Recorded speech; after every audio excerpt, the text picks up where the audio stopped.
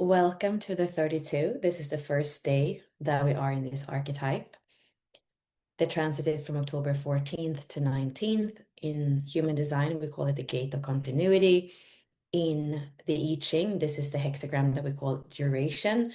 And then in the gene keys, this is the frequency band that goes from the shadow of failure to the city of veneration. And then the human pathway, the anchor in here is preservation. And as usual with these calls, the intention is to bring more awareness to the archetypes, but it's also to bring them into embodiment. So as we understand more, we go back into life and we can feel that sacred interplay between awareness, embodiment. And that is how we come home deeper into our body, into our being. We're feeling alive and we turn on the cells in the higher octave or the higher functioning, which is going to be so important going into 2027 in a six-line reality where the body becomes the compass. And human design is really bringing us back to that form principle that as we are coming back to the inner authority as opposed to the mind as authority, we're able to navigate through the world in a way that is way more constructive. Let's start with looking at this gate from a human design perspective. Here we are in the splenic center. You're going to see so many of the gates in this part of the year, this part of the wheel are in the splenic center. Here we have the awareness. That is the oldest awareness. It's about intuition, it's about instinct. It also has to do with the immune system, especially in this connection to the ego center. When it comes to the frequency band of the whole entire center, we have integral human design that is giving us frequency band not only for the gates or gene keys, but for everything. Here in the low frequency, see, we have alarm, and then the gift frequency is intuition, and the highest frequency is presence. That is something where if you have an undefined spleen sometimes, because it has to do with presence and immune system, you can feel really good when you are with someone that has a defined spleen. And that's when we are looking at the lower frequency of codependency that can make you cling to something that's not good for you. So if you have an undefined splenic center, you want to be really careful with who's around you that could make you have instincts that you wouldn't have if you were alone. I feel both with the emotional center and the splenic center, it's important to have enough alone time to know what's good for you and what's not good for you, and know what's yours and what isn't yours. And if you have an undefined spleen, to be more careful when it comes to medication, when it comes to dosage of things, start with a very low doses and see if you can go higher. And that's both with natural supplements and with other medicine, but even more when it's allopathic medicine, because you are more sensitive. That's also why with an undefined spleen, you can be medical intuitive because you can feel other people. You're like filtering their well-being. And that's powerful. But at the same time, it's important that you clear out and have an energetic hygiene for your own sake. Here we're looking at the whole entire process, the harmonic gate together with the 32. This is the channel of transformation. It's a design of being driven. If you have this in your body graph, then you have the capacity and drive to attain any goal. However, you need the correct allies to support you. And in the best scenario, you need to be recognized by these allies for your drive rather than you trying to find them. This is projected channel. It needs to be recognized. It's not here to push on others. And at the same time, with the 32, it has a discernment of what works and what doesn't work. Looking at the 32 more than at the 54, it's to have that ability similar to the 44, smelling what works and what doesn't work. But the funny thing is that the 32 only remembers failure, and the 44 only remembers kind of change the memory to remember the good things. If you have the 32 and not the 44, you might be more kind of a pessimist. And if you have the 44 and not the 32, you might be more an optimist. I have both. I have had a lot of the self-doubt with failure when it comes to myself, and then I've had a lot of optimism when it comes to others of what can work. So looking at those two that both come out of the splenic center, and both of them have to do with smell. Be able to smell, again, what works and what doesn't work. Some keywords for the guardian: instinctive discernment, ancestral reverence, and sustainability. Then for the achiever, we have drive and instinct. We can speak about ambition as well. Looking at the whole channel, this is if you have it, or if you maybe have electromagnetic with somebody else that has the 54, then the low frequency is disrespect. That is basically just wanting to get it, aspire for something and just get there. It doesn't matter the cost, just get there. So then you're going to elbow yourself forward, and that is disrespect. Then the gift frequency is respect, and the highest frequency is reverence. And that is to use the energy for the things that we need to preserve, the things that we need to nurture. That also lives in this channel. This brings us to the circuitry, where we can see that this is the tribal circuitry. So this is where the tribe survives and it thrives. So of course, when we have this discernment in the 32, and then we have the aspiration in the 54, that is going to help the material plane, supporting the tribe. And we are, in this specific case, we're in the ego circuit. So that's everything that is the tribal circuitry except the sacral smile. That would be the channel of mating and the channel of preservation or education here. Let's go into astrology. So where we are in the wheel right now, we are in Libra. In astrology, instead of looking at 64 gates, we're looking at 12 signs. And now we are in Libra. That is cardinal air. And that is the second time that we are in air in the wheel. The first time was in the Gemini mutable. So Libra is the partner, the peace bringer, and the diplomat. Here we find service to others through the pursuit of partnership and peace.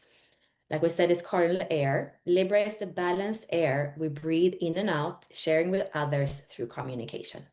Venus is the ruler of Libra. It's the second time in the wheel. The first time we had Venus as a ruler was for Taurus. That is more feminine, because Taurus is feminine, Venus is feminine. And here we have air, so it's masculine. And then we still have Venus, so it's that more interplay between those two energy, receptive and penetrating. We can look at the programming partner or the polarity point or the super partner or the opposite of the wheel, however you want to call it. So if we have the 32 in Libra, we have on the other side the 42 in Aries. The we partnership in Libra with the 32 and the me, Aries warrior, in the 42.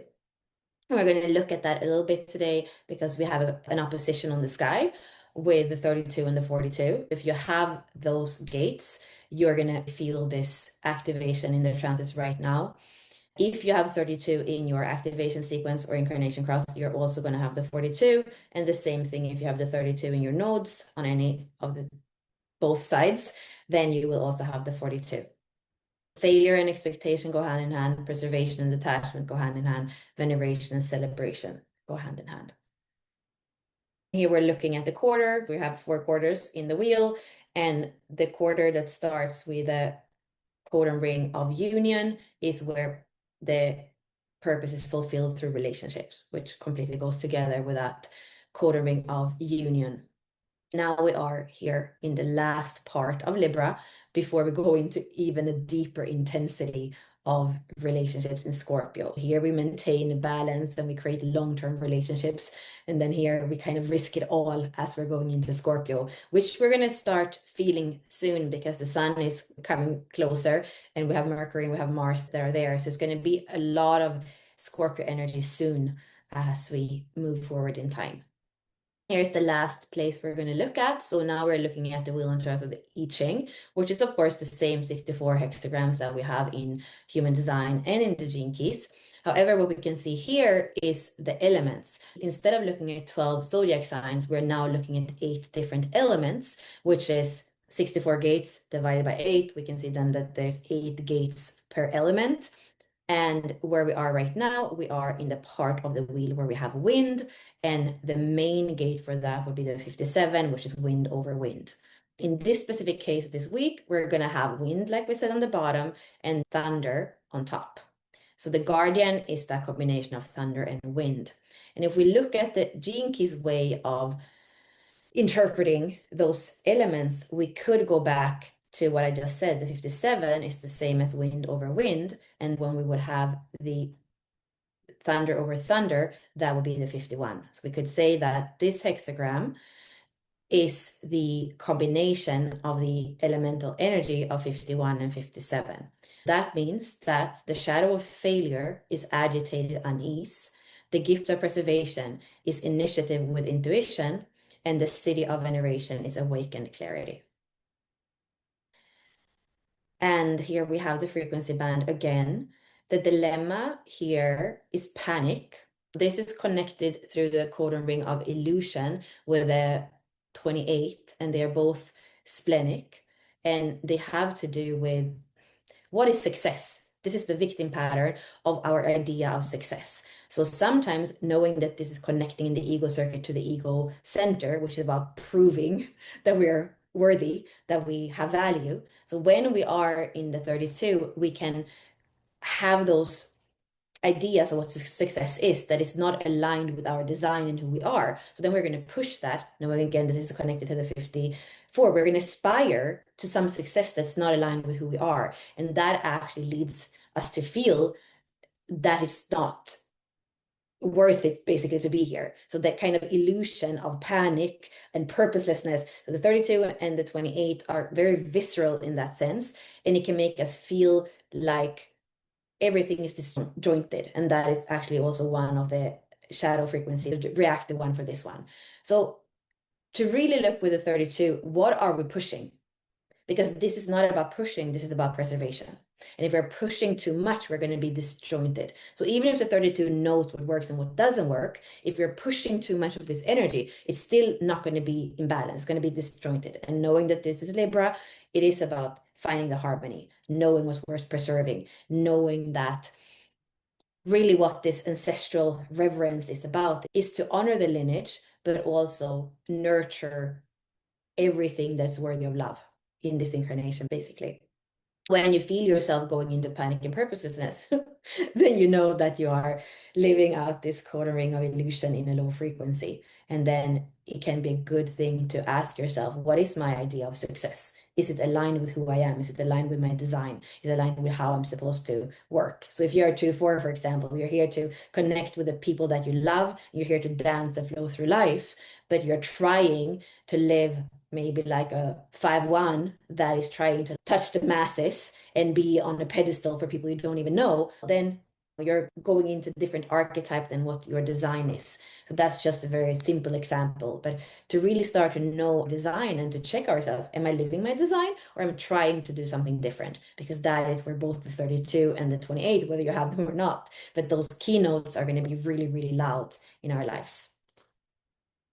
Here we're going back to the I Ching and just looking at the braid that we already looked at. So this looks orange, and the way, however, that is color coded is that for each element, we have a correspondent to a zodiac sign and we have a color for it. So when it comes to thunder, that would be connected to Aries and to Mars, and that would be red.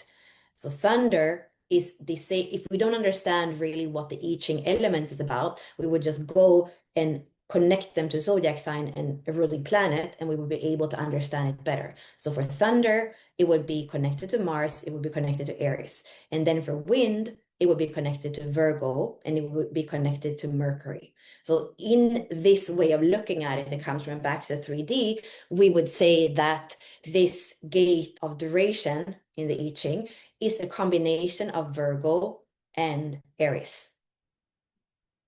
And that takes us to looking at it even a little bit deeper. And here there's also the difference from having a noun, which we have in the gene keys, to have a verb. So when we are speaking about the Abaxis 3D system, it's going to have a verb for each hexagram. So to regulate is the verb that we have for 32. So if you have 32, think about that. Do you have that gift of being able to regulate? Because here again, it is about discernment, it's about preservation. It's not to turn up the volume super, super high. It's not to turn it off, but it's to be able to regulate. And then it is in order for us to develop consistency that we want to be able to regulate, because then we can have continuation consistency as we are able to have that volume in a way that is in harmony, again going back to Libra.